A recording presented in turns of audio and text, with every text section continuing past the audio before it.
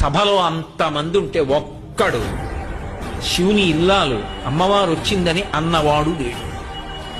ఆవిడ లోపలికి వెళ్ళలేదు.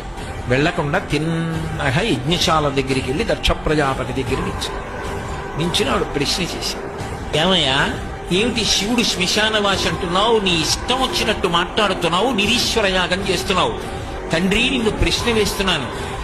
లోకంలో పైకి అమంగళంగా కనపడతాడు, ఏదో కపాలమాల వేసుకుంటాడు, కానీ నిజంగా లోకంలో ఏదైనా అమంగళమైంది కనపడింది అనుకోండి, శివశివ అంటాడు.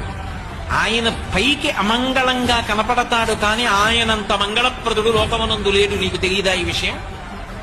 ఆయన చేతకాక పట్టుకున్నాడా? ఆయన శ్మశానంలో ఎందుకుంటాడో నీకు తెలీదా?